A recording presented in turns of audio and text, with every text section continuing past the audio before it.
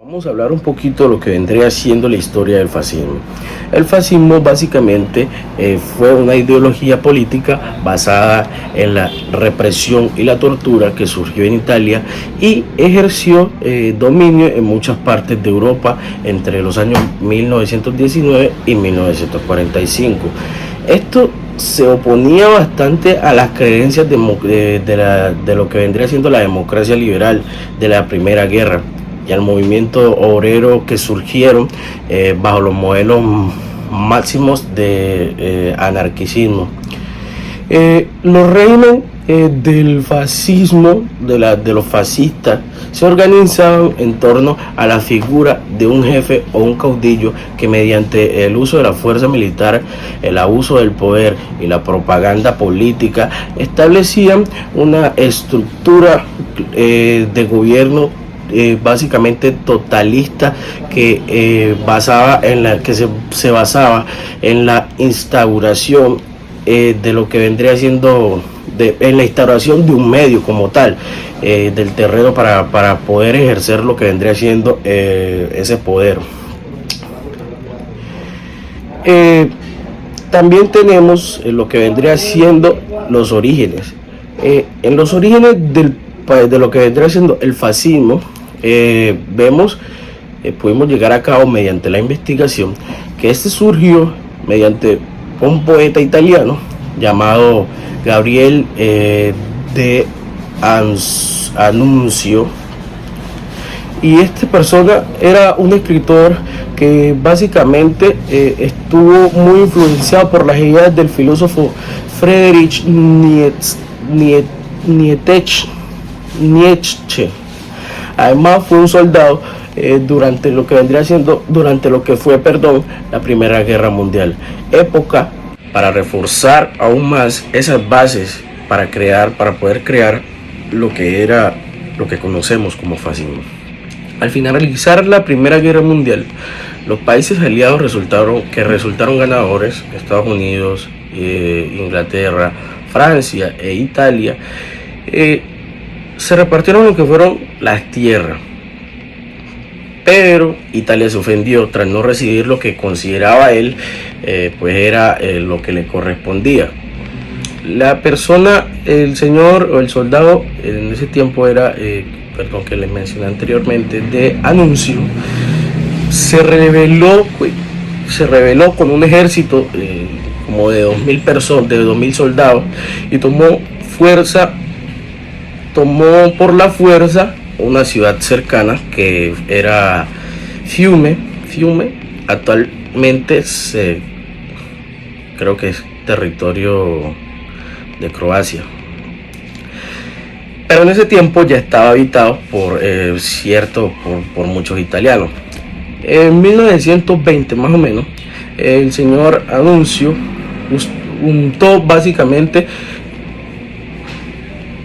se juntó con un señor, un sindicalista, Alsates de Ambris, y escribió una llamada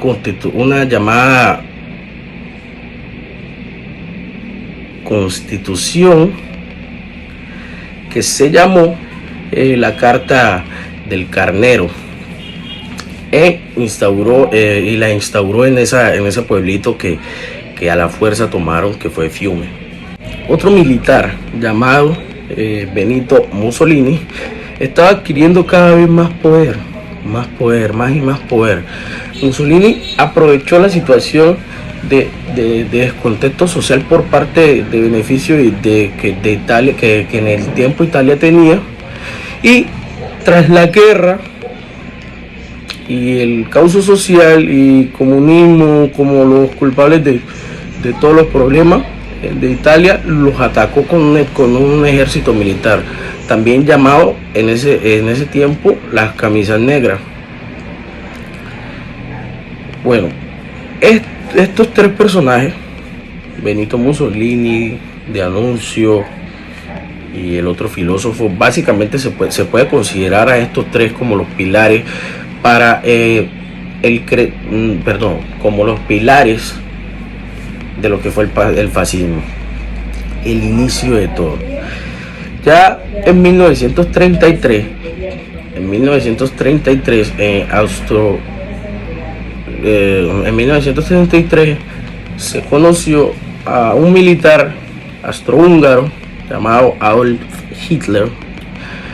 Este tomó el poder en Alemania, adoptó la visión fascista con un fuerte agregado de racismo. Cuando todos aquellos que no pertenecían a la raza aria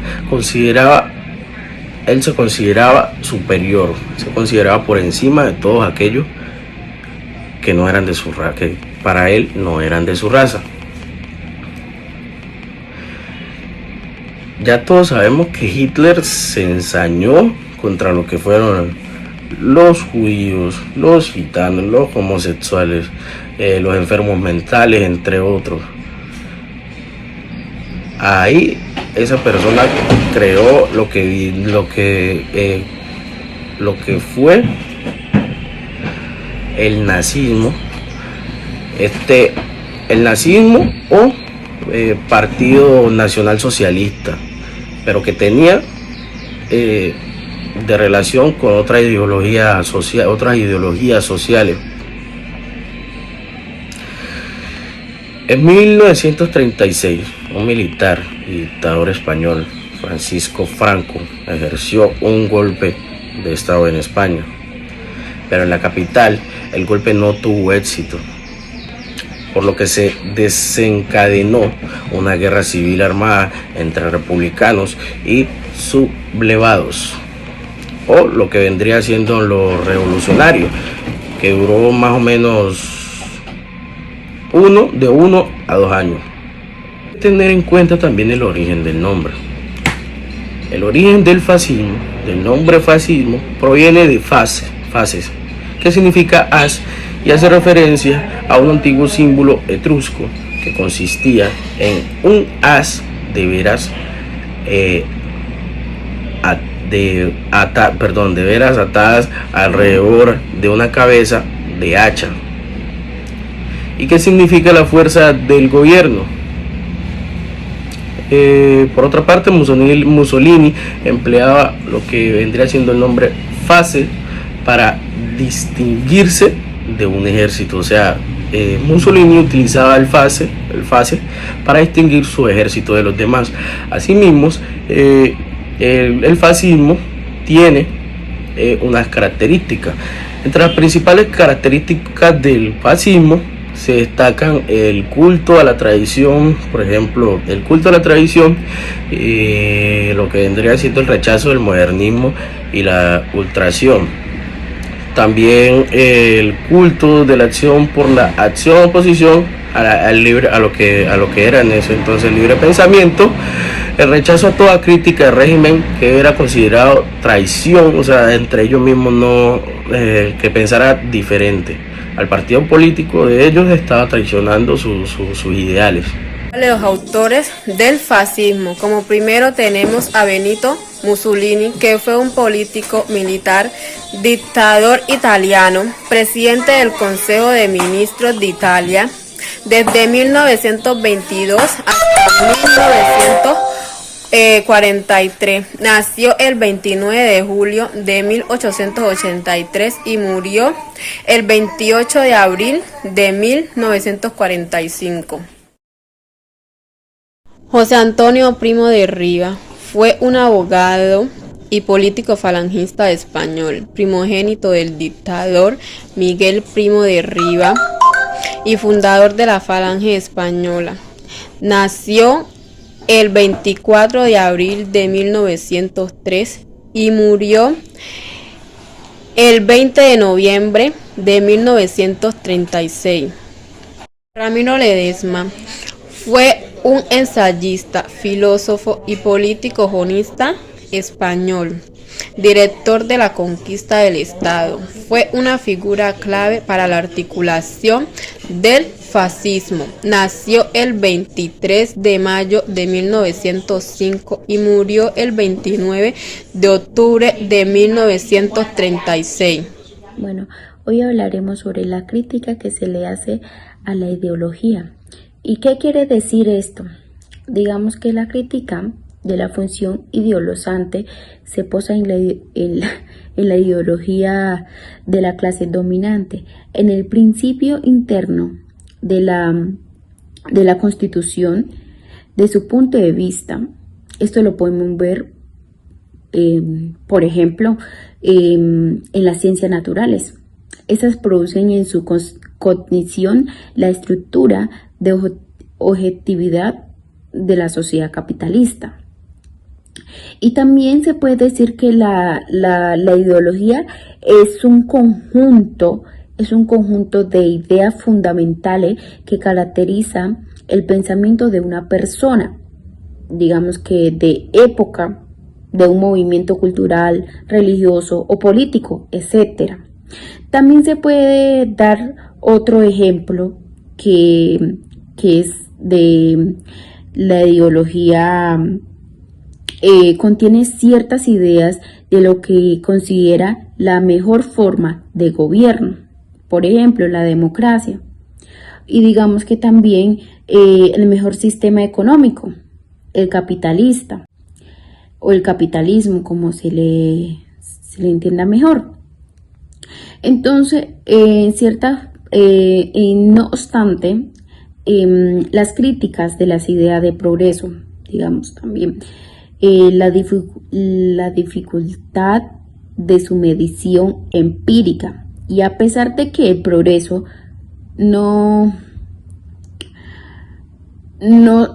siempre nos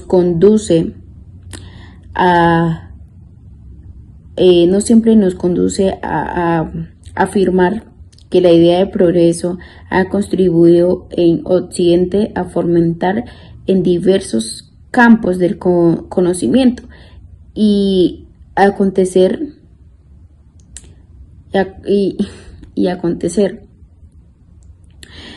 Y también debemos entender que la ideología es más que todo una crítica que debe estar basado en hechos concretos, objetivos y contrastados, y nunca debe estar sujeta a la emoción o impresión de quien la lleva a cabo. Por ejemplo, debemos evitar hacer críticas globales. ¿Esto qué quiere decir? Como las culpabilizadoras y las generalizadas. De tantas cosas podemos ver que también cada ideología contiene ciertas ideas de lo que considera la mejor forma de gobierno. O sea, y también se habla de que la ideología es un conjunto de ideas y valores. Entonces, ¿qué son esos valores? La ideología es un término amplio que concluye sistemas de valores personales, creencias y modo de pensamientos que conduce a la explicación y el cambio de mundo en donde vivimos. Los valores se transmiten, se mantienen y se cambian por intermedio de las ideologías. El fascismo. El fascismo no solía ser ni derecha ni de izquierda, es decir, un gobierno neutro, el cual dominaba en distintas partes de Europa en la primera mitad del siglo XX. El fascismo por lo general siempre se ofrecía como una tercera vía. Igualmente siempre estaba opuesto a la democracia liberal capitalista y también a los movimientos obreros y comunistas. Podemos decir que el fascismo era todo lo que se oponía a los regímenes políticos, entre estos antiliberales, antimarxistas, anticomunistas, antidemocráticos, antiintelectuales y anticapitalistas. Desde un completo grado de racismo, chavismo, nacionalismo, agrarismo y de religiosidad. Esta ideología la podemos considerar como un gobierno neutro, el cual no es ni de derecha ni de izquierda, y se ve reflejada en el presente como un gobierno totalitarista, como es el gobierno en Venezuela en estos momentos. Las críticas que yo le hago a esta ideología es que era un gobierno muy autoritario, donde le permitía mucho a las personas o a las personas que tenían el poder abusar de este. Además, existía un grado de racismo, como lo hacía Adolfo Hitler, que torturaba a otras personas por no ser de su misma raza o nacionalidad, especialmente torturaba a los judíos.